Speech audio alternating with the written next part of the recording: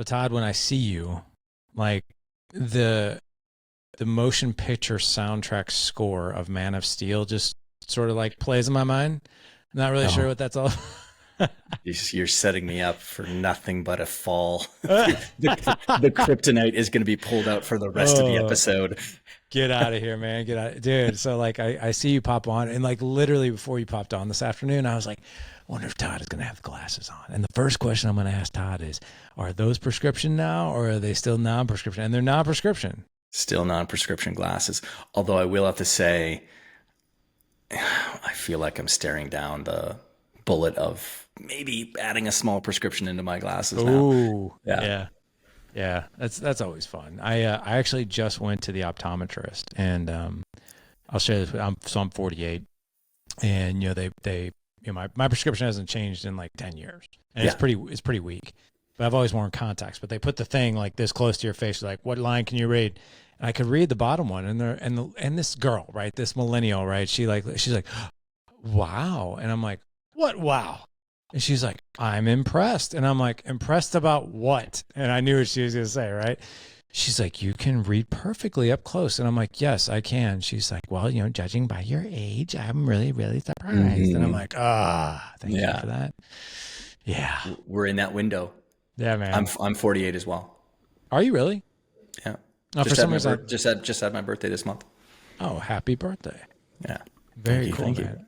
So I think now we go back to 2019. And I don't even remember actually who connected us, but still to this date, I think it was I Hal Elrod.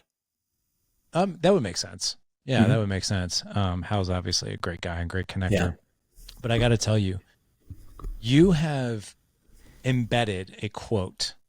And to be honest, I don't even know if it was your quote, but it was a quote that you stated on the podcast that has literally been a tagline, a quote. And I always quote you on it when I say it. But it's so, do you remember what quote I'm talking about? No, I don't. It's a statistic. I bust out. I'm a data guy, so I like statistics. So Yeah. I'm at a loss now. All right. So I'll give you a breadcrumb. Okay. 80%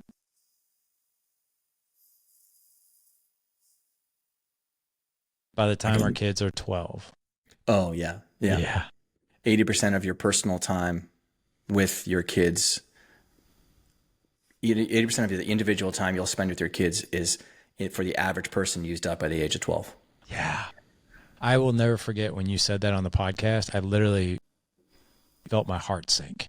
Yeah, Like and I literally, Who I heard that from is Louis C.K. oh, really? Yeah. I didn't know he said that, but yeah, I mean that, it's interesting. I remember you saying that because at the time I had a 13-year-old, an 11-year-old, I had a 5-year-old and 2-year-old. And Hmm. I literally did like this mental inventory of where my kids were at in their ages. And was I using that time wisely? Yeah. And it was really profound. It was just a mirror that was really held up to my face and never said, and to be honest, man, I'm forever grateful because it's something that has always been front of mind for me.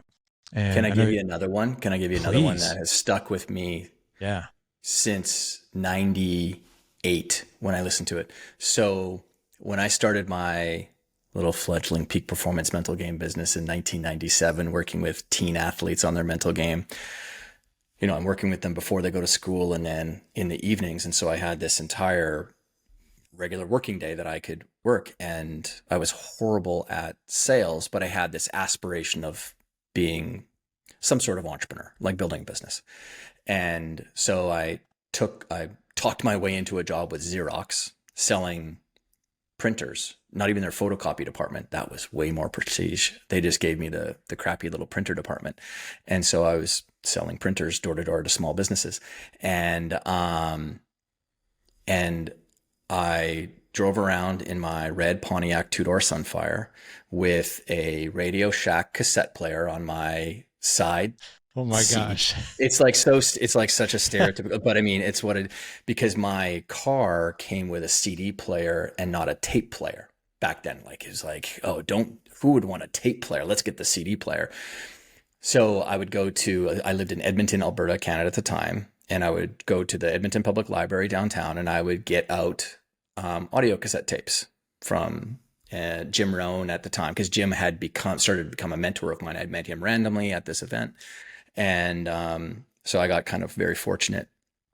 And I was listening to this one from Zig Ziglar called "How to Raise Positive Kids in a Negative World." Encourage everybody to still listen to it. Okay. Go and get it. It's so good. And I might butcher the story a little bit, but this is the core of it. Zig tells this one story of him talking about, spending time with your kids. And he told the story of when Tom came home from school. I think Tom was about 12 or 13 at the time, in their Dallas neighborhood. And they went for this walk around their neighborhood, as they did on most days. And Zig said just on this particular day, it was a bit of a longer walk. And as they were coming up to the driveway, Tom said to him, "Hey, Dad, there's something I want to talk to you about." And Zig said, "Yeah, sure, anything." And Tom said, "My friend Brandon." And Zig said, "Yeah." He's like, "Well, he's been saying a lot of maybe weird things lately, and I'm a little bit worried about him." So Zig said, "I want you to go inside and call him and invite him over for dinner tonight." So he did. Brandon came over. Turns out that the moment the phone rang at Brandon's house, Brandon was just getting done tying the noose in his closet to hang himself. And so, didn't happen, thankfully and gratefully. And he said, so what's my point?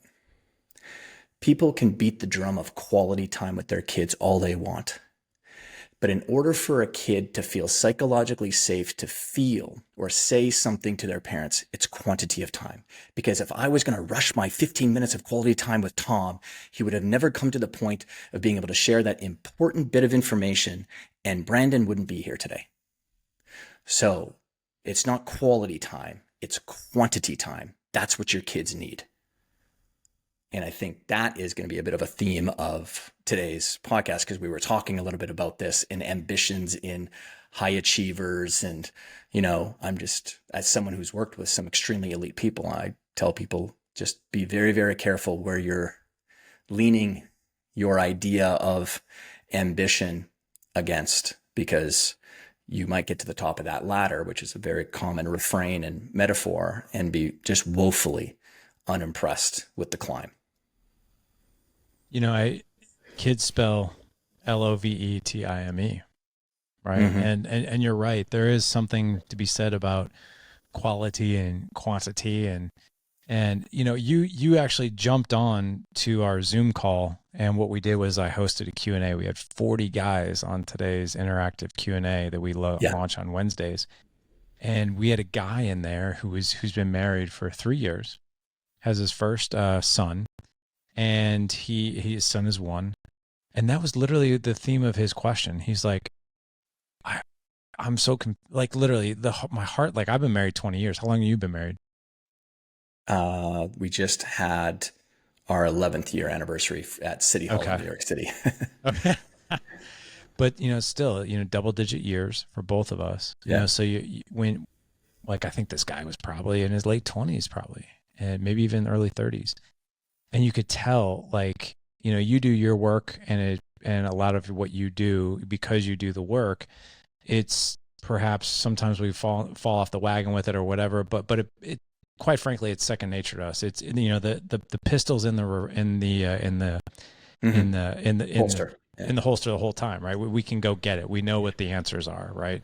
But this guy was like, he's like, I'm a new dad. I've only been married for 3 years. I'm trying to balance, like, how do I make time for my health, and like, how do I make sure, like, I'm giving everything I have to my wife, and how do I make sure, like, what do I need to be doing for my kids? Like, the question was so big. We haven't had a question like that in so long. Yeah. And then we had guys just round table, just crowdsource wisdom, they just lean into him and pour into him and give him some advice.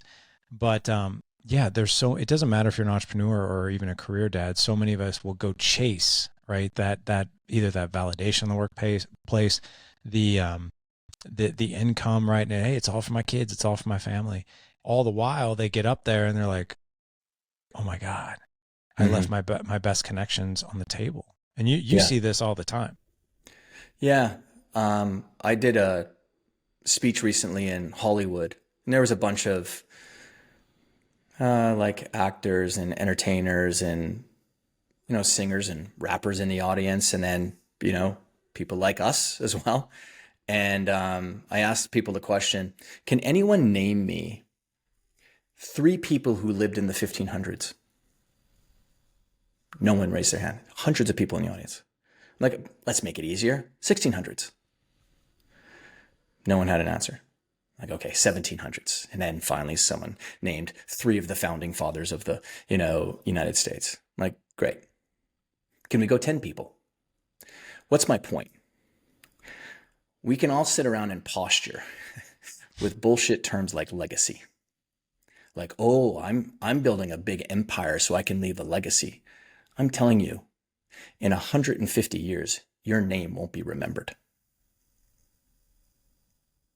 And I'm not saying that to be defeatist with people. I'm saying it to try to reset perspective and priorities, because for me, I take my commitment of having children and being a dad extremely important, because I happen to be one of those fortunate few, or many, I don't know. I won the lottery on parents. I did. I had a great dad and a great mom growing up. Maybe I wished that dad could be a different dad for me in some way, like some Norman Rockwell-y way, but he did 1,000 other things that other dads didn't do. And so I just think that in society nowadays, even worse because of social media, there's so much posturing and look at me and I'm doing this for legacy and stuff. And I think people need to really sit down and in your journal define, what does legacy mean to you?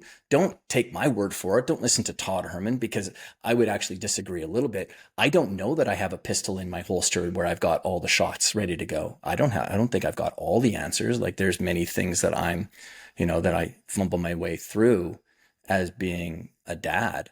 But at the end of the day, I'm going to make sure that my kids get as much of my time as I can give them. Because I want them to know, whether it's with words or not, that I'm there for them.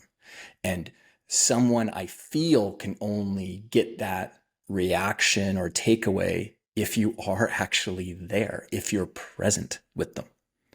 So, yeah, again, I mean, we were talking about this before, like I've been between the 6 inches of very ambitious people's ears I just went into my 27th year, Larry. And I just think that there's such a bullshit narrative that people have around, oh, I want my kid to be or I want to be in the NBA or NFL or pro sport or something like that, and everyone's shooting for this like pinnacle star thing. And I'm like, no, I think you want to try and define what excellence means for you in your own life with what you have going on in your world. So to that dad, I would say, hey, the best gift you can give that 1-year-old is the gift of being there. And then I think there's smart ways for all of us to do things. I think I've seen you do it, Larry, where yeah, you want to keep your body physically healthy, but you also have the ambitions of being a great dad. But you could also combine those two things together, because there's probably nothing more powerful than your kids being around you and doing workouts with you. 100%. So you think about how you can integrate these things together. It's really fascinating when you think of integration, right? And that's one thing my two older boys and I, we like to do together is go to the gym. You want to hear something really humiliating? Every day, please. Every day. Yeah. Figure you're a good guy to share this with, and my audience, right? Because it's, I think people look at guys like you or guys like me or anybody else. It doesn't matter. Like whatever your thing is, call it health and fitness, call it, personal development, the dad space, the alter ego effect, whatever it is, right? Yeah. The mental game in your profession. And they're like, that guy not only has it all figured out, but he does this all the time. And that is actually not true whatsoever. But here's the interesting thing. I got caught up in this. I know some other high level people that and I won't name names, who got caught up in this too. Yeah. And the funny thing is I didn't realize how blind I was to it until I had a good friend of mine stick a mirror up to my face and say, hey, you're not really doing so good at the things that you're talking about doing. And I was like, what are you talking about? And he gave me feedback from a friendship perspective. Yeah. He's like, listen, he goes, I'm watching you. And this is another like, high level guy, but we're super tight, really good friends. He's like, I'm just going to give you some advice. Cause I when I see things that aren't who people are, I call them out, and I expect the same. He said, over the past few months, I've noticed that, the lights are on, but you don't seem to be home. And he's like, and I'm watching everything you're doing. You've got this book deal. You got this, you got that, you got this, you got that, you got this. There's so many things that you're trying to do, and you're not saying no to anything. And you're spreading yourself so thin that you have no idea the amount of low quality attention you're giving people who are most important to you. And he gave me specific examples of our friendship. Yeah. And I was in the parking lot of my gym, and I'm reading this, and I'm like, my heart, dude, just sank. And here's the funny thing, Todd. For months, I've noticed that something was off, but I couldn't quite pinpoint it. I was like, something's not right. I don't know what it is. Like, something doesn't feel right. And it had to do with some of my relationships. So here's what I did. Instead of getting pissed and be like, well, screw you or whatever else, you take that feedback and you're like, there's some truth here. And I went and I actually audited my wife, my kids, my closest friends, the people on my team. I literally showed them the text and I said, I want you to read this. And I want you to tell me honestly, is there truth to this for you too? Mm-hmm. It was a resounding yes. And here's the interesting thing. I actually thought, because of the work that I do, that I automatically can do this without really a whole lot of effort. It just comes naturally. And because of that viewpoint, I let my foot off the gas and things were getting lax and lazy. And I don't even know how I didn't see it. I feel like a freaking idiot, such a total dumbass. And but here's the cool thing about that feedback was like, you know what? At least now I know. And now I can do something about it. And now I know what was wrong. And now I can fix it. But yeah, I mean, I'm so glad that someone was very honest, felt the bravery to be honest, because I would have kept going up that ladder only to look out. And my kid's been like, yeah, you did okay, but you were better from time to time and you really slid, and I never wanted that. But so from that, what's something, and this is for my own selfishness, what's something that practically shifted for you in the way that you design out your day or your week, or, how you now give that attention to someone and they feel it land on them? It's a great question. So tactically, I've done one big thing a few things, but one in particular where, there's a graphic that I could probably send to you, and it's called Modern Day Slavery. And it's a guy holding up a phone with his hand cuffed to it. Mm-hmm. So, my life, you got social media, you got Instagram DMs, you got Slack, you've got, your Facebook, you've got emails, you got your team needing this, you got your, these people are here need that, this client needs this client I think I have like 7 open channels of people that need something, right? So, and what I was doing let me just, I'll get in here real quick. I'll answer this real quick. So I'm giving the person that I'm giving the response to a really poor response. It's like super quick, right? Yeah. And then the person that I'm with, call up my wife or my kids, be like, hang on, let me just answer this real quick. Okay, now what? And I'm sitting here thinking like, I'm doing both. Like I got here and okay, now. Yeah. And what I was doing is the person who's on the receiving end of that was like, that was really a short and abrupt answer. And the person that I'm giving attention to is, I don't have your full attention. Mm-hmm. So here's what I did. I created an insanely stiff boundary. So we just had our Dad Edge Summit last week, and we had 200 guys there.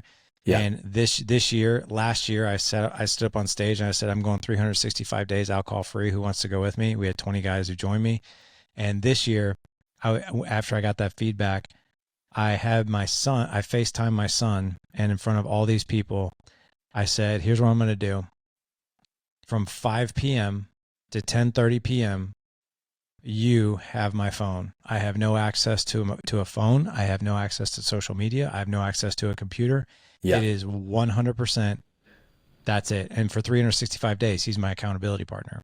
Yeah, And sure. as you and I are talking and recording, I'm 3 days into this, and man, there's been some crazy things that have emerged for me, and then obviously externally as well. But yeah, Yeah. that's a bit of it. Yeah. That's great. That's great. You just said something and it popped something in my head. And it'll come back to me. You can edit this part out. No, you're good. But here's the interesting thing. I would love to really pick your brain on this, and it's in this role in particular. There's a lot of guys out there that think I have to be everything to everyone, and what happens is we turn out being nothing to everyone.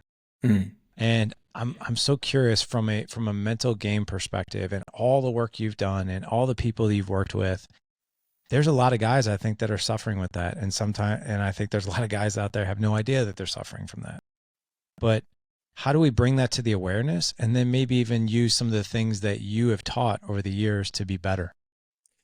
Well, one thing that I would say I was very fortunate to discover in the, path of building this mental game coaching company and then being able to work with higher and higher level and elite athletes is that the ones who were performing the best would end up we'd end up having conversations around, they'd say things like, I've got this persona that I take out onto that court or that field, or I've got this character that I've got that I take into the swimming pool, or I've got this alter ego, or, secret identity, all this kind of stuff. And it would all wrap itself around this kind of concept of identity. And so in 2000 and end of 2002, beginning of 2003, I started building out this framework of identity-based performance.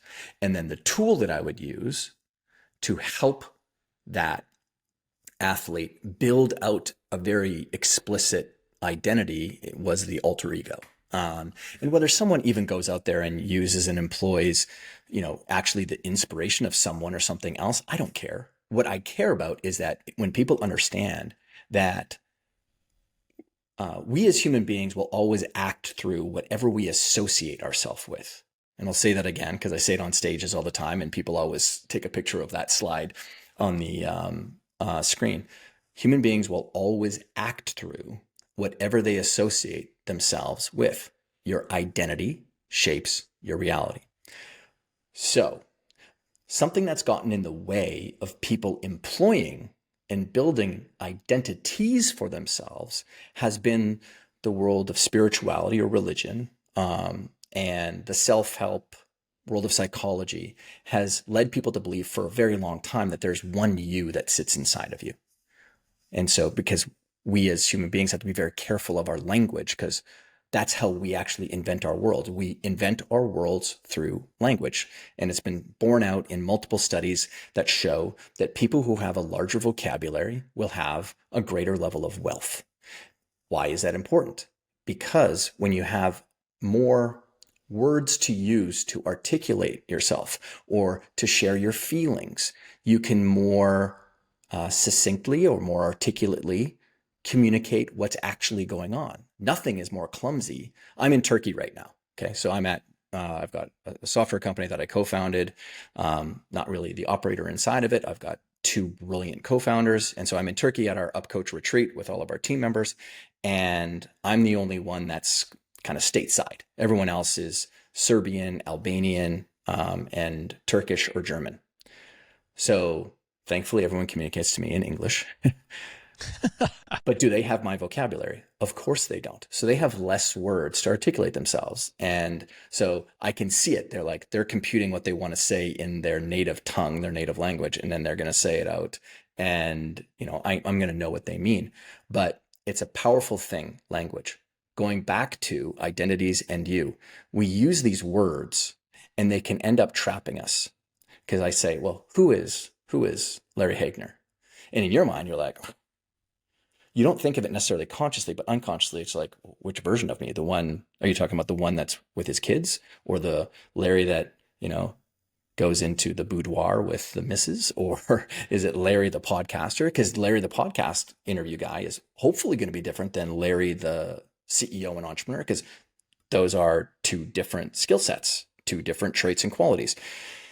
And now getting back to your question, the practicality of what I would encourage people with is, one of the things that I became known for in especially the 2000s until I sold my sports performance company to Real Madrid is being the quick hit guy.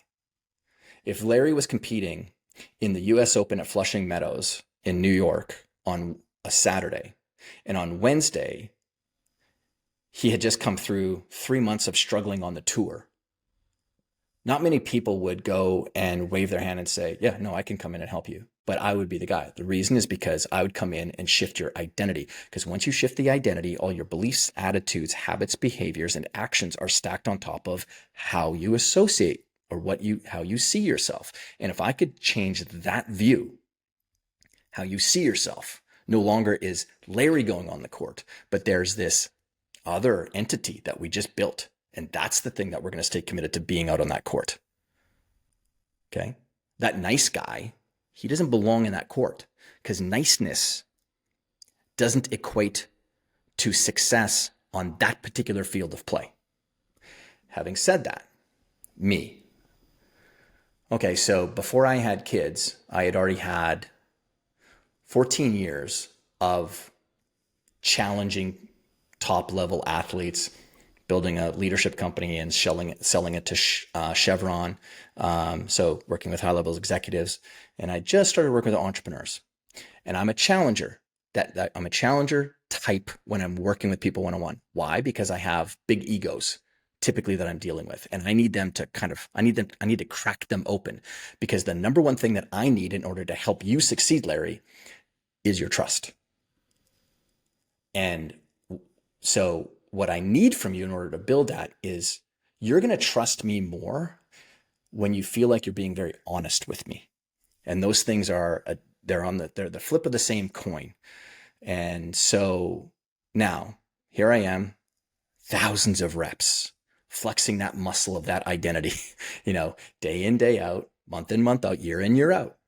Now I could very easily come to believe that's who I am. I'm just a challenger type. When I go out in public and when I'm with my friends, I'm just a challenger. I'm going to challenge you on things, right? That's the tone even that I could have. But is that really who I am? Or is that the only thing that I am? And do my kids want a challenger type? Hell no, they don't. So my source code of inspiration for who I wanted to show up with as my kids, when I say source code, who I'm using as a picture in my mind of what I'd like to borrow as qualities when I'm with my kids, is my own dad and Mr. Rogers. Mr. Rogers. And Mr. Rogers specifically is on the other end of the spectrum of being a challenger personality type. Even my father is very much different than that. And so then I define, what are those character traits that I want to exhibit when I'm with my kids? Well, I want to be, when I think of Mr. Rogers and my dad, it's like kind and thoughtful and patient and creative and funny in many ways. And then there's the behaviors. Well, if you watch, I grew up watching Mr. Rogers. Epictetus said back in 249 BC, modeling the characteristics and invoking them as your own, there is nothing false in it. We all need the vision and model of what we'd like to become. And those are simply a tool for your mind to get a picture of what you're trying to move towards. So when I hold that picture in my mind of my dad and Mr. Rogers, and they're almost behind me, I don't wear my glasses around my kids. I have a different totem and artifact that I would use in order to show up that way. Now, Larry, there is no picture I want in everyone's mind that's listening, thinking that Todd is flawless as a father with his kids. No, but if this helps me become 20% better, that's a huge difference to my kids. And I know we've already covered this in the previous interview. So what I would just be encouraging other people in kind of this world that I've come from is really like be explicit about how you want to be as a father. And maybe in some ways, more importantly, how you want to be as a husband to your wife so that they can, because that's the relationship that they're really watching. And so I've got a different source code of inspiration for, that identity that I have with my wife. And again, do I win at it every single day? No, but it allows me on those days when I under index, I can look at the delta between what I want and what I see myself as doing and what I did that day and go, okay, hey, I don't need to win every day, but I'm looking to win more of the days in my week than I would lose. What do you do? So I love everything that you're saying. My wife and I actually envision my grandfather. So I didn't have a father growing up, or if I did, it was a father figure. It was a revolving door of just toxic men that came in and out. But my grandfather was steady. My grandfather was always there, and he lived a mile from our house. I spent a ton of time with him and my grandmother, and I watched that man, even as a little kid, love my grandmother to death, and for her to love him back. So I had this incredible front row seat to a man who's a tough, manly, blue collar, rough hands kind of guy, just be loving and very publicly loving with my grandmother. Like he would always tell her how beautiful she was. We'd sit there at breakfast and he would, man, it almost gives me chills remembering this. We'd be eating breakfast and I would watch him because I knew I knew what I would see. It was very consistent. Yeah. And he would be like looking at my grandmother and just looking at her so loving. And he would just put his hand on hers and he'd just like smile at her as he's rubbing her hand. And she'd look up at him and be like, I love you. You're so beautiful. You're so beautiful. I just love you. And my grandmother would melt. And she would pat his hand back and she like put her shoulders up. She's like, oh, I love you too. It was just like, holy crap. It's like, but I would watch that. And I remember what it felt like to me as an 8, 9, 10, 11-year-old kid. It just being in the presence of that made me feel so good. And back then I couldn't articulate why, but it just did. And, but I envisioned that with loving my wife. As far as a dad, that one has always been like, I feel like I'm trying to invent that one as I go. And I remember, I'm 1,100 interviews deep now in this thing. And there's a handful that I remember vividly, and yours is one of them. And I remember you telling me about the 80%. I remember you telling me that you envision your dad and Mr. Rogers together. And there are times, and this is why I still have this to this day, this totem, right? I'm a faith-based person. I have this, and I also have all the names of my kids. And when I put these on, I'm dad. The other thing too is if you notice, I always wear a hat usually. And the reason I always wear a hat is because I'm the playful dad. I'm the one who's ready to go outside in the sun and like, let's go play. Yeah. But there are times where, depending on things that have happened in that day, and I think this is where we can really speak into the minds and hearts of men, that it's like, man, I'm really trying to muster this, but I just had a pie in the face, or I've had a challenging day, or maybe maybe I'm in a season with Jessica where our intimacy is not where it is, and you just sort of like, man, like I'm not sure what's missing today, right? But I think a lot of guys have that battle, and on days like that, where we have these external influences that are trying to bring us down, what have you been able to coach people to do, or like the high level athletes or people you've worked with that have done in those situations? I mean, it might be slightly different for everybody, but I would say consistently think about comedy, Larry. I know you love comedy. I love comedy. What is typically comedy a mixture of? Tragedy and time mixed together, or some variation of something with time, but time. And so the faster that any of us can get to the humor of the insanity that's going on around us, the more we can settle out of the anxiety and the angst of it.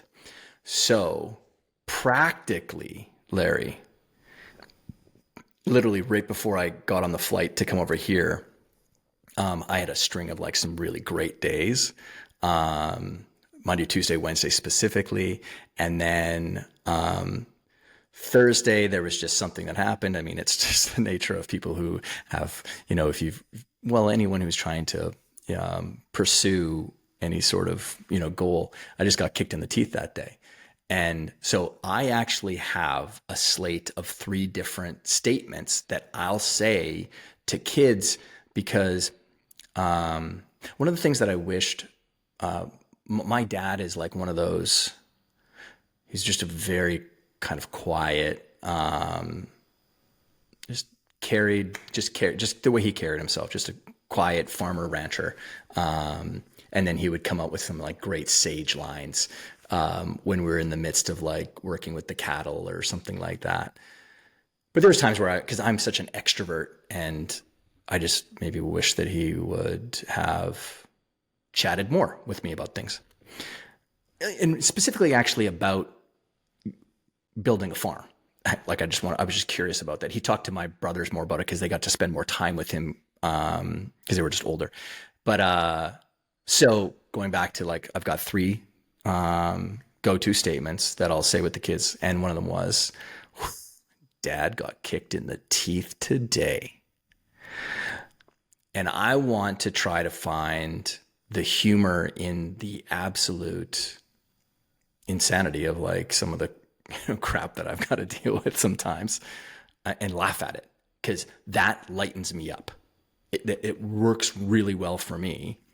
And then because I just get to work on the inner game of so many other people, it's an extremely helpful tool for many other people. So like Larry, build the expectation already you're going to get kicked in the teeth, because that's the game you're playing. It's like the football player who is pissed off every single time he comes to the sidelines and he tells coach, that guy pushed me on the line of scrimmage today, or he just shoved me to the ground, or that guy just poked me in the eyeball. It's like, yeah, that's kind of like the battlefield guys. Like, I don't know. It's the game that we're playing. And so if I can build that expectation, I'm going to get kicked in the teeth, and then know that I'm going to have those days, and I want to try to find a way of sharing that with the kids to model for them that they're going to get kicked in the teeth. And hopefully when they're older and wiser than me, I want to build their wisdom before I got the wisdom at, the age I'm at. They can learn to laugh at things maybe a little bit more quickly too. You know what? This is so obvious, man. It's so obvious. And I mean that in such a good way, because it's such a beautiful lever to pull. And it's such an incredible lesson for your kids, to not flip out when they see things go wrong, and just to be like, yeah, it sucks right now. Mm-hmm.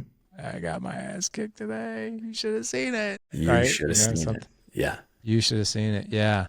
That's now remind me, how old? 3 kids, correct? Molly is 10. Sophie is 9. There's about 15, 16 months difference between the 2 of them.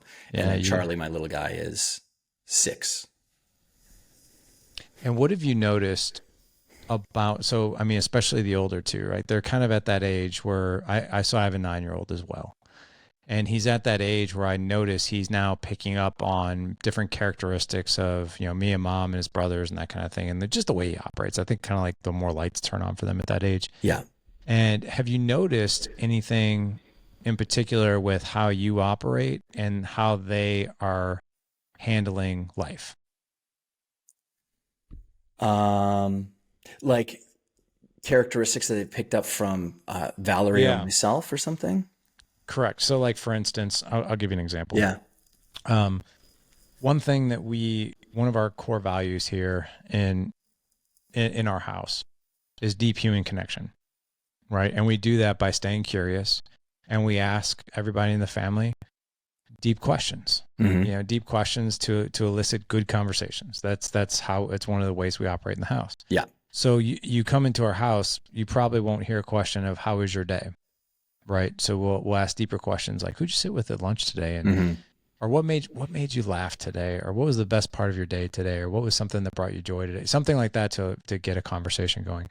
Well, my 9-year-old, right, on days that maybe we're driving to soccer practice and maybe there isn't any conversation in the car, he'll like nudge me, and just in that really cool like 9-year-old voice, he'll be like, "So, Dad, what was the best part of your day today? Mm. What's something that made you smile?" And I'm like, "You Mm-hmm. little devil! Like, look at you go." Yeah. You know what I mean? So like, it's the I think our kids obviously see the way that we operate, all the good things and all the not so good things, and they pick up on it. Yeah. But I'm curious, in your house, what are some things that maybe you've noticed over the past year or two that they have probably picked up on because of maybe the work that you do? So, um,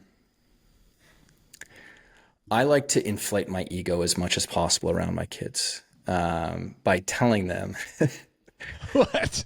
that I am the world's greatest at something. Okay. Now, there's a specific one. I think that if there was an Olympic championship, I think I would be competing for the gold medal podium spot for the world's greatest complimenter in public to Okay. strangers. Really? And To yeah, strangers? like Okay. because there's so many different really stupid stories and narratives out there in society that people just live through because they think it's an expectation. One of them is when you get into an elevator, everyone shuts their mouth and stares at Yeah. that freaking elevator door and the line going up it, and Yep. don't you dare make eye contact. Not me. I'm Poor- like freaking Johnny head on a swivel, and our we live on the our place is on the 32nd floor in New York City. Right. But because of like since COVID times, we bought a place in British Columbia, Kelowna, British Columbia specifically, and so now we spend most of our time out there. But we'll get back to New York City because I love it there. But anyways, getting in the elevator, to your point, someone gets in and we're going down. I'm taking, say, Molly and Sophie to, this is when they were 5 and 4. I'm taking them to preschool. And I'll never forget this particular one. Stop a couple floors down. Young girl gets in. She's probably like 27. And when she gets in, I'm just scanning.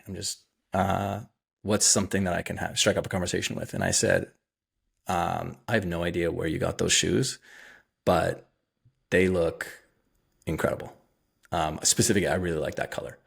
And she's immediately it was like 10,000 pounds of stress left her shoulder. She's like, "Oh my God, I just bought these things. It's the first time that I'm wearing them. I didn't know if I liked them." And she's like, "Do you like them?" And then Sophie turned around because she's heard me compliment, and she's like, "No, you look beautiful." And like in her little Oh cute my little God, 4-year-old dude. voice. Dude, yeah. And so like specifically, that's one thing that they've all picked up on. And we went to a Starbucks. This is last summer. We were at this one Starbucks in New York City. And now I told the kids that they'll never be able to beat me at this. Like I'm the world champion, and they can't. Like you're not going to be able to beat me. And so they come from my DNA, so they like competition. And so Sophie specifically very much is like trying to take this like throne from me. And so we walk up to the desk, and Sophie says to the girl behind the counter, um, you know, "Miss, those are beautiful braids in your hair. I have no idea how you do that because Dad can't do that for me." But anyways, and she's just like, "Well, someone's getting a free cake pop today." And so that's one thing that they've picked up on is that Molly has picked up on like, I love to practical jokes. Specifically, I like to hide behind a door or a wall and scare the living crap out of somebody. That's just, I get a rise out of that. I don't know. So Molly likes practical joking. I tell Charlie that I think I'm the world's best hugger. And so Charlie is like on the pathway to try to like beat me at that. And I think he's 10 times better than I am. I think Molly has picked up on my highly critical Now, not necessarily vocally, but I think it came in DNA wise, highly critical of myself. And she is very much like happy disposition, but sorry, not Molly, Sophie, can be like hard on herself. So, yeah, like there's all sorts of things. But like, I don't know about you, Larry, there's so many things that my kids do. I can't take credit for Hmm. percent of it. It's just, Right. they came out baked that way. Like Yeah. Molly's just beautifully happy disposition. I didn't raise that. I didn't raise that. Yeah. No, I think there's something, and that the question, the perception was, more around the behaviors that we display Yeah. just in our everyday kind of like life, the good and the bad. You know, um, there's I look at my 15-year-old who, when he gets upset, right, or something, especially if it has something to do with his performance, he loves football. Mm-hmm. He's been playing football for ever since he was in third grade. He's a sophomore now. He plays on JV and varsity, and he plays on offense and defense. Plays like 70% of the game, Yeah. and he's the center. It's one of his positions. He's also a long snapper, and he holds himself to such a high level, but almost to his demise. Yeah. And I'll give you and I'm kind of this. I grew up the same, I'm the same in some areas of my life, to where as soon as he fires off a bad snap, like he used to be like this, he's actually gotten quite a bit better at it because we watched Ted Lasso and he's like, I have the mind of a goldfish now. Mm-hmm. But it used to be one bad snap would turn into another, and then another, and then another, to where he just couldn't get his head out of it, right? Yeah. And I've operated like that myself. And then he gets so pissed at himself and comes down so hard on himself.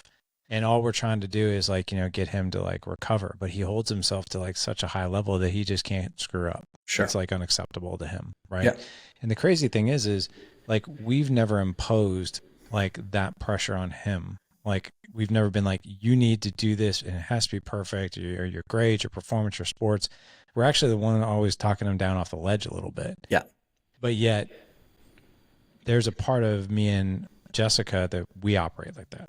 And I'm sure he's probably picked up on that not so great habit, right? Yeah. It's a great thing because he holds his performance high. He doesn't, but it's also like, shit, I'm like really in my head at the same time. And so I was more curious about that. Well, I'd like to, I mean, on that, like, is something that's practical as, a guy who did hundreds of speeches in front of parents and coaches around the right language to have to create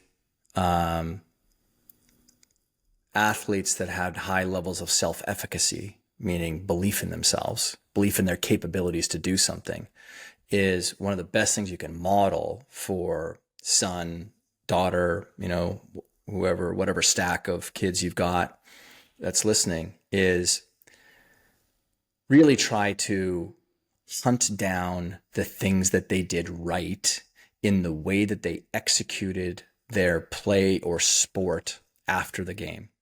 So, Larry, if you weren't at your son's football game and he came home and, your wife and your son walked through the door, and the natural kind of default question that a parent will say is, hey, how'd the game go? Or, hey, did you win? Or, hey, did you score any touchdowns today? Or did you throw any touchdowns today? Or like whatever their position is. Those are all outcomes that they have zero control over. Okay.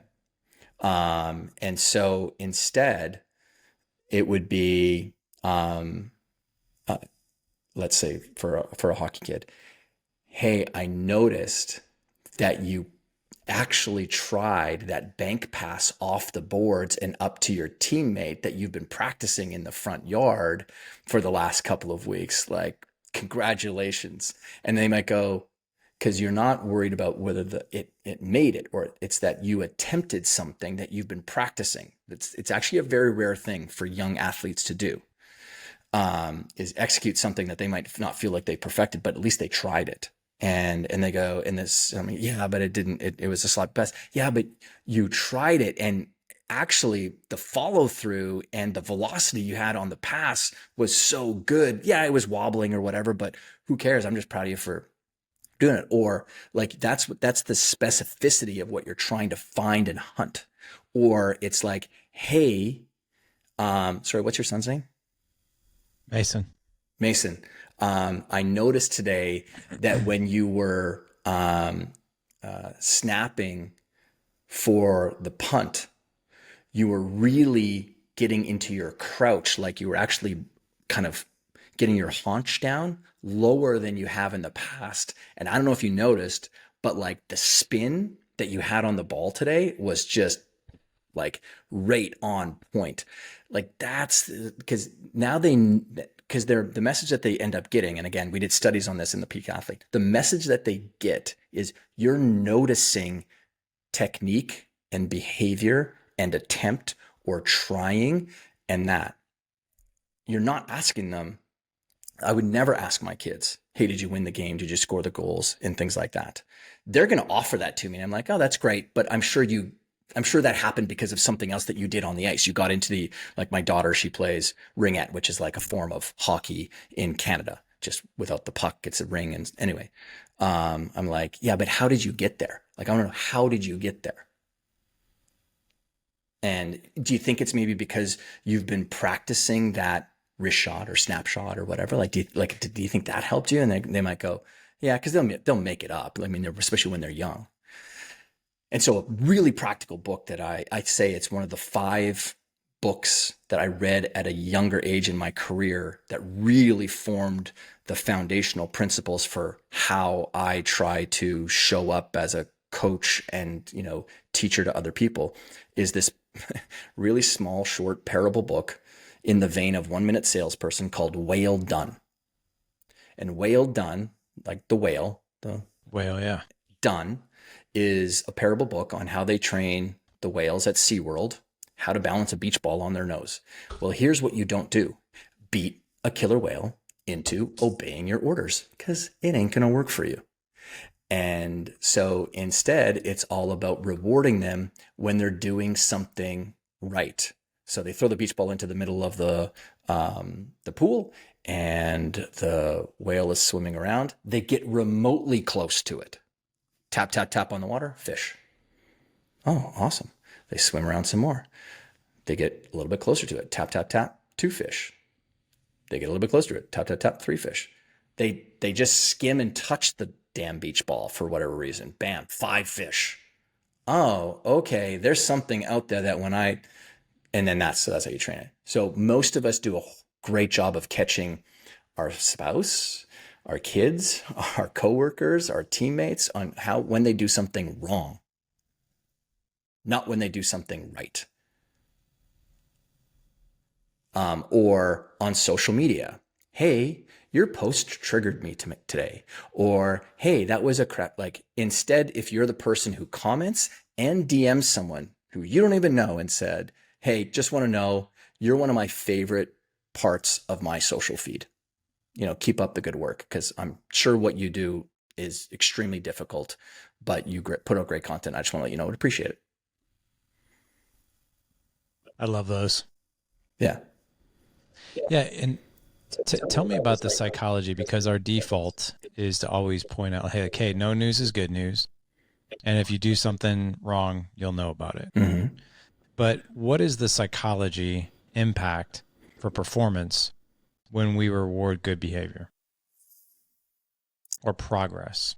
Well, I mean, the one thing that it does is it increases the motivation, because you're closing a feedback loop of not just dopamine, but oxytocin as well, for especially when these words are coming from parents of a love molecule. Larry, you know what the number one reason is why a 13-year-old kid will continue to play a sport despite the fact that they lost their passion for it or love for it year or 2 years ago? So when they're 12 and September rolls around and mom says, hey, do you want to play soccer again this year? They're like, yeah, I want to play again. Meanwhile, they don't want to play it anymore. You know the number one reason why? Did a study on that. 1,400 athletes interviewed around North America. What do you think that is? I'm guessing it has something to do with the praise Nope. that they get. Has everything to do with, if they gave it up, They would no longer have the solo car ride with mom or dad to Oh practice or back yeah, from practice. Getting back I to what we have heard talked about at the that. beginning, quantity of time. Most kids just do not have even the individual time with mom and dad. So if I give this up, where am I going to get that from? Because mom and dad nowadays, because back when we did the study, there was no smartphone in their faces, mom and dad's faces or whoever's faces. It was that. That's why. That's why they continued to do a sport or an activity, gymnastics, dance, whatever, despite the fact that they kind of don't want to do it anymore. And Wow. And this so, was a study done with, I should just to wrap that up is yeah. no matter, and it's one of the things that would motivated you. You wanted to get some of the love and praise from grandpa or mom, right? Like, I mean, whether no matter how we like to slice or dice it, we as human beings very much index a lot of the reasons why we do things because we would really like to get mom and dad's approval for the ambitions and successes that we have. You know, it's so crazy, man. You know, what's coming up for me right now is so my grandfather would take me fishing growing up. And there was, and this actually just really emerged for me as you're sharing this. He always took me to this one place, and it was like the car ride was horrible. It's in the back roads of Missouri, Montauk State Park, Yeah.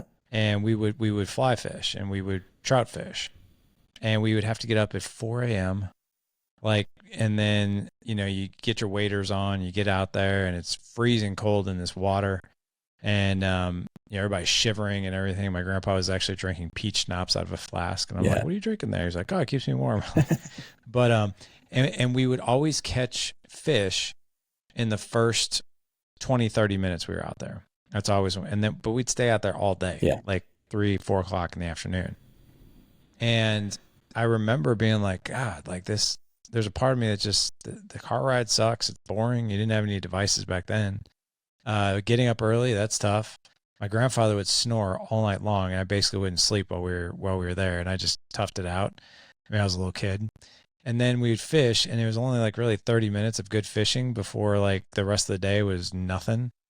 But I did it for one reason, and that was I wanted to be with him. That was really it. Mm. I mean, the fishing was kind of cool, Yeah. and the place was kind of cool when she got there, but it was really like I had time with him. Yeah. That's unreal. Isn't it funny then, like Larry, because I think about this too, is, like we might bend over backwards with trying to think of like, what's the great activity that we're going to do with our kids? Like did you really want to go fly fishing? Like there's some kids, like they really want to, like they really want to go fly fishing, but you didn't care about that. It was just the activity that you were doing with them. It was that shared time with them, right? Yeah. And like me, I grew up on a really big farm and ranch, and I was the third boy, and I didn't develop the affinity towards it like my two older brothers did. And that was because anytime dad needed a job to be done, that was, a two-person job. It was typically to do with like the farm machinery, like driving the combine or the tractor or something like that. So Ryan and Ross, my older brothers, got to do more of the fun stuff than I did. So if there's a third person, or if it's a three-boy job, then it was typically hard labor, and my two older brothers would make me do the shittiest job of it. Now, if Ryan was here, he would object to this 100%. But did I have the affinity that Ryan did, especially because he's the one who took over? No, but I did love riding around in the tractor with dad, just being there with him, or in our old blue diesel truck going out and checking cows, just sitting there. Not many words said other than, me asking him just random questions, but it was just being there. Yeah. Yeah. Do you watch Ted Lasso at all? I watched every episode. Yeah. Yeah. Okay. Yeah. I don't know if you, so Roy Kent is literally probably one of my favorite guys in the whole thing. Right. Yeah. And it's just because and the funny thing is I don't know if you know that Brett Goldstein, he has a podcast. He actually talks really nothing like No, that he doesn't. character, It was surprising when I saw him in the interview. Yeah. Yeah. Like he's it's just very different. So he talks very tough. I mean, he's got the accent, but he's hanging out with his niece, right? He has no kids, and he's hanging out with, I think it's Rebecca who owns the team or whatever. Maybe it was Keely. It doesn't matter. But, he was saying, he's like, they're like, like, what are you going to do with your niece today? He's like, oi, it doesn't really matter. They just want to be around you. They don't really care. Like, they're just so excited to be around you, And he's like, and she was like, really? He's like, yeah, watch this. He's like, I can't remember his niece's name, but she's like, hey, you want to go to my podiatrist appointment with me later? And she's like, I would love to. And he's like, see, like, going to the podiatrist, Yeah. right? You've Which practiced is that so accent, haven't funny. you? I'm so bad at it. No, Obviously, it's not even funny. I'm actually pretty impressed with it. Oh yeah. Okay. Well, Yeah. that gives me hope. Like I have a good friend of mine from New Zealand. He was the one that called me out, by the way, on this. Oh yeah. I always try to do the New Zealand accent, and he's like, "Brother, you are so terrible, man. It's like this horrible version between Australian and South African. It's just Yeah, awful. Like, yeah. yeah. Um, as we wrap up here, I'd love to ask you around self-sabotage. Okay. Men look at themselves in the mirror, and we see this all the time, and they just, quite frankly, and this is going to sound extreme, and I don't mean it to sound extreme, but it's like they give up. Could be on their fitness goals, right? I just give up. It's not worth it. Like, it's just, it takes away from other time. Might be their financial goals. It might be the business that they started. It might be the personal development, right? It might even be like, I just kind of give up on this marriage. It's always going to be the way it's always going to be. I'm this way, she's that way, and Yeah. boom, it's just the way it is. And I would love for you to just pour some advice in on, when men are telling themselves stories like that, how do we head that off at the pass and create a new story? Well, the current And I version, know that's a big question too. sure. Well, I mean, I'll relate it to myself because I know myself, and that's um, I'm forever evolving. There's nothing about me that's done. There's nothing about me that's finished. Going back to the conversation around language and words, like, we use things like authentic and authenticity nowadays as if it's a real thing. When you take a look at the root form of those words, they're actually used to describe an object. We're subjects, we're not objects, right? Is that an authentic Louis Vuitton bag that you have there? I can't look at you and say, are you an authentic whatever? Because you're a subject, and the subjectiveness of us changes based on environment, based on social, based on, like, I hope that I'm, going to show up slightly differently, if not differently, when I'm with my kids than when I'm standing on stage doing a keynote speech. There's going to be elements of, like, energy that comes out of me that's going to be similar, but I'm subjectively different. And I say that because the idea that we're always going to be that way, well, the statement itself makes it so, right? Because words create reality for us. But I would encourage people to be maybe a little bit kinder with themselves, because, life is challenging. We were talking about this before we started the podcast, just around, I think there's a lot of really bad models that are out there in the world of expectations of human beings that we're supposed to be living up to and be like, that is just bullshit. Like, it's crap. And so I say that because let's pump the brakes on what perfection means. And I go back to, I think more people need to be sitting down and reading less books, and they should be sitting down and writing out what their thoughts are on being a great dad. Larry has his viewpoints, and he's interviewed now 1,100 plus people on the subject. And there's going to be other sources of inspiration that are out there that you can draw from. But, like, when you think about the qualities and the traits and how you want to be, like, write it down, like, look at it so that you can return to it later on. One of the most difficult parts of change in all of us, Larry, is that in a picture, I can see you shift from, like, the 20-year-old guy who, went to college parties or whatever, and what you look like now. That's obvious. But how do I look at how I've grown emotionally or intellectually? Well, unless I've written it down somewhere, it's really difficult for me to do that. And so all these people who are on TikTok or Instagram or Twitter, barking at you to read more books, the consumption of more is, again, from a performance standpoint, that's one of the enemies of enemies of performance is more. It's typically subtract, remove, delete. That's what I'm looking at when I'm going to be working with someone for the first time. If it's a one-on-one or if it's in like a group mentoring program, I'm looking at, whoa, Larry, what can we look at removing from what you're doing? Let's not add more to your plate, because you were actually touching on that earlier about, this desire to want to achieve more, or on those, you get pinged on 7 different messaging apps, so what? Like my away message right now, because I'm in Turkey, I'm at a retreat, I've got an away message on my email inbox. And one of the things that it says, let me just pull it up so I make sure I don't butcher it right, because it's, or butcher it, is,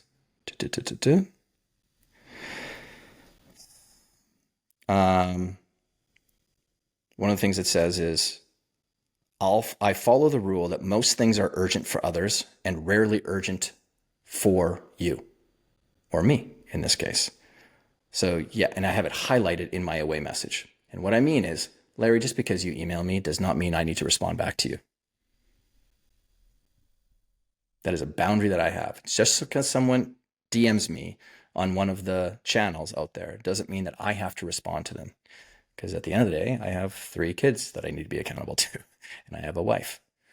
So self-sabotage is such a very heavy term, and we use it so frequently.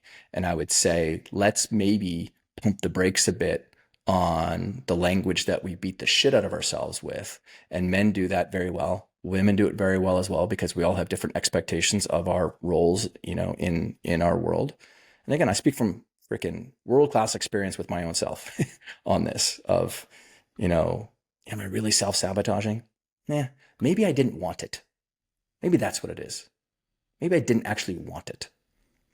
Like, the world tells me that I'm supposed to have ripped 6-pack abs and 8% to 12% body fat ratio, X amount of dollars in the bank account, driving some sort of thing, having, I don't know how many rooms and bedrooms in the house, or like whatever society is trying to tell you you need to have in order to be valuable. And I don't know that's true. I would 100% agree with that. In fact, those things that, we feel the need to chase might also be our demise if we take it too far, Yeah. It's a useful, like, that's a useful statement, is like, just, I don't know, just take a look at your pursuits that you're currently going after. Do you really want those pursuits? Where did those pursuits come from? And the answer might not be there right now, but if we consistently just take a look at those things, and then if we can couple that with just a little bit of humor about the absurdity of some of the ways that we get punched in the face out there, like, now we've got a little bit of grace, that we can deal with things with a little bit more of a lighter heart, lighter step. And what I know in sport is, when you got a light step, you got a little bit of humility, a little bit of humor, you got flexibility, you got adaptability, and those things equal mental toughness, which is agility. And so when we kind of approach ourselves that way, then it's going to extrapolate to our kids. We might not fly off the handle as quickly. It'll, show up in the way that we deal with our significant others as well. Hopefully. I love that, man. Dude, this was awesome. It was. I can't believe it's been 4 years. It just seems like it's flown by. I know. Larry, before we I go, want to though, make can I ask a favor of you? Yeah, please. So, this is the Dad Edge podcast, and I think we're all trying to be fathers that, when we get older, our kids are very happy and proud that they got us as a dad. And so my dad passed away this year, and so it was back in June. It was sudden, but he was 82, and our Hermans typically live to an older age. So, anyways, I won the lottery on parents, but I was wondering, because I wrote this poem for my dad, and I was wondering if I could read it for everybody in a way Please. to honor my That dad. would, yeah. That would be awesome. So this is a poem about my dad. In fields of green where sunlight gleams, there walked a farmer with modest dreams. An honorable man, his word held tight, his labor and wife a guiding light. With weathered hands and a steadfast soul, he toiled the land his heart made whole. From dawn till dusk he sowed and reaped a life's harvest where memories seeped. Through seasons of toil he never did wane, his spirit resilient, a weathered grain. His family his compass, his truest bride. With Kathy by his side, love's knot was tied. For precious seeds his legacy grew, nurtured with wisdom, each one he knew. He taught them the value of sweat for the land, the beauty of simple, the joy of his hand. Around his siblings his laughter would ring, but it's his grandkids that would make his heart sing. He shared his knowledge, a sage in their eyes, passing on lessons as the moon would rise.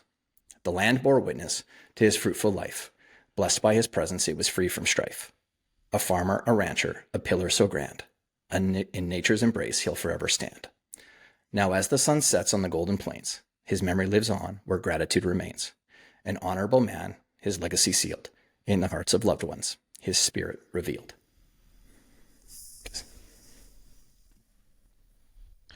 Dude, I can't even tell you how honored I am that you shared that with us. Um, just closing my eyes, I was envisioning a lot of those things that you were sharing, and the heart of gold that you have for your dad. Like, I think that's one of the greatest gifts you could have given in this entire interview is sharing that part of you, Dot. It's So thank it's you one for of the that. best parts. Yeah. You know, I want to be careful here. And I hope this doesn't trigger you or offend you or, No. but I, I, I have no doubt your dad is so proud of you. Like that. I mean, you're raising a son. I'm raising a son. You have two daughters. I know that, but to raise an adult, who can emotionally and mentally verbalize what you just did, and what that man meant to you, there's no greater gift in the world. No greater gift in the world.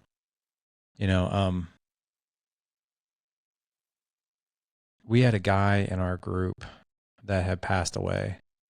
And I spoke to his son.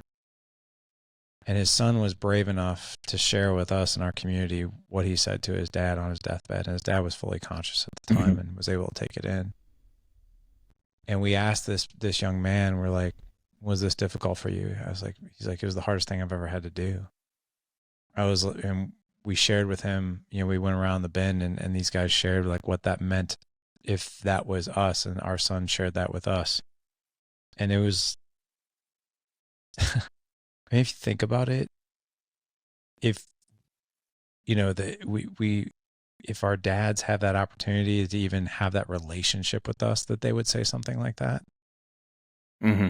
Job well done. For sure. Right. Life well lived. Yeah. Like, what greater gift is there than that? Yeah. Right. So Yeah. I just thank you for sharing that, man. Well, and the other reason why I want to do that and be selfish and say that is because, or talk about dad is, I was reading something about grief and death in the summertime, and I wish I really like attributing properly to whoever said the words, but they said something really beautiful that someone can never die. The only time someone dies is when you stop speaking their name. Yeah. So I'm not going to stop speaking dad's name. He's not dead then for me. Right. Like that, the idea of him lives with me every single day. And Yeah. so like, that's such a great model in my mind of, the bar that I'm trying to get to with my kids is, when they speak my name, whenever it is that I'm going to go, it's not grief that I have. It's like, I'm so grateful. Boy, did I ever win the lottery. And because I'm one of those, grateful few, I don't know how many people are out there that are so grateful that they had the parent that they had, then I like having the responsibility of being able to have the gift of a great father, and then, well, how can I share that more with other people then? So that and it's not a weight of responsibility. It's like, no, I'm so happy that I have that responsibility. So anyway, thanks for having me again. Oh my gosh, are you kidding? Absolutely remarkable. It goes back to, before we close out, I want to say this one thing. You were talking about, can you name anybody from the 1400s, 1500s? What about the 1600s? 150 years from now, people won't know your name. But you know what you just reminded us of? The people who are most important to us will remember our name. And it's what impact are we leaving with them? And your dad left an incredible impact on you. Yeah. And that's what's important. Yeah. It's not the 150 years from now. Yeah. It's what he did with you and your brothers, and what you're now giving to the world and your kids and your wife. And he has a touch point on that, which is incredible. Yeah, big time. Thanks, man. Yeah. Of course. I want to make sure that the guys, if they want to, I know you have 2 books out there. You have one for kiddos, right? Which is super cool. My super me. My super me. Yeah. Me. Yeah. My super me. How to find the courage for tough stuff. Yeah. Yeah. And then the alter ego. Yeah. You have coaching, you have programs, you have books, you're a speaker. Where can men connect with you if they want to? I mean, my home base on the internet is toddherman.me, and then links to like anything else is on there. But if someone would, tag me on Instagram or Twitter with like a favorite takeaway, or if you've got a question for me, like, even though I just got done saying that I don't respond to every single DM that hits me, it's because most of the DMs, a lot of the DMs that I'll get will be like, hey, can I get you some PR? Because it looks like you're trying to, like all those things. You would get a million of those things too. But when people genuinely engage with like content, I am more than happy, because it just turns into better content for me, because someone asks me a great question and I haven't answered that one yet before or whatever. So, so most of the socials I'm on, and, love to connect. Yeah, not to worry, guys. We're going to have all the links in the show notes for you. So you won't have to look far. All you'll have to do is head on over to thedadedge.com/453 for this show. Again, thedadedge.com/453. And yeah, as we wrap up here, you'll find this amusing. I think at this point, like, I thought about pinning a post like at the top of my Instagram that says, I am not looking for PR help or this help or that help, so don't worry about DMing me. But I haven't done that yet. But yeah, I get it, man. It would be a useful post for sure. It probably would. So thanks so much, man. Thanks, Larry.